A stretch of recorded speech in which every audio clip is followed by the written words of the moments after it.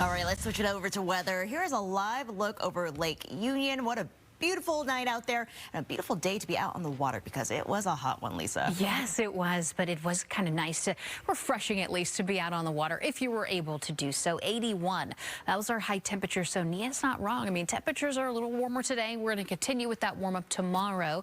Typically, we should be in the upper 70s, and we will get there, at least by the end of the 7-day forecast. So this is where we're sitting right now. Temperatures gradually starting to drop, lower 70s in Seattle and Renton. We're looking at mid and upper 60s. Bremerton, Tacoma, down to Olympia, 61 in Arlington, and 56 over in Oak Harbor. Now, the satellite Doppler view showing those quiet conditions right now. That will continue to be the case later on tonight, which means lots of sunshine tomorrow morning. So 58 degrees to greet you in Seattle. When it comes to the lowlands like Snohomish over in Pierce County, get ready for those mid and upper 50s. We're all pretty much in the same boat, lower 50s, slightly cooler for Mason, Thurston County, down into Lewis County. We even have those lower 50s and upper 40s for those through the Cascades.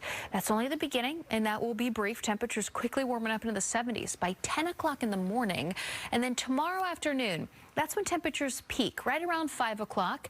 86 over in Seattle, 87 in Bremerton. We're looking at the mid-80s in Tacoma, lower 90s in Shelton, Olympia, down to Centralia. I mean, we're talking about some hot conditions right here that stretch south sound down the Chehalis Valley. 70s along the coast. We also have those 70s up across the north sound.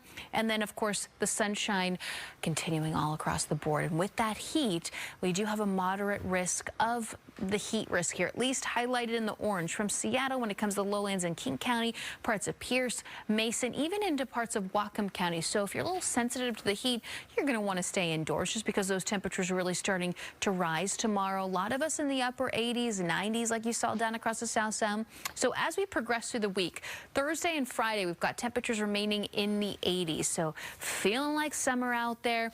Only change, so we're going to see a little bit of that cloud cover. We'll talk about that in a second. I do want to focus on tomorrow evening because the aurora borealis could be visible for some of us, especially the further north you head and you get away from those city lights. You should be golden and be able to check that out Wednesday night again for tomorrow evening. And then as we progress through Thursday morning, this is when we get some changes. A little bit of that cloud cover returns, especially the further south or even the further west you are over along parts of the coast. A little foggy at times. Could even see a little bit of that drizzle, but most of us remaining quiet and lots of sunshine. In fact, a little bit of that morning cloud cover possible here Saturday morning. If you are heading to Lumen Field here this weekend, temperatures are going to be very favorable. And like I said, dry conditions. Said 7-day forecast showing temperatures continuing in the 50s tonight, 80s tomorrow. In fact, those temperatures gradually starting to cool down. We talked about that temperature trend earlier. So as we head into the weekend, we've got temperatures from the 80s down in the 70s. So as we finish out the 7-day, we are talking about the upper 70s with overnight lows continuing in the 50s. And that is a look what we can expect. All right, looks good. Thanks, Lisa.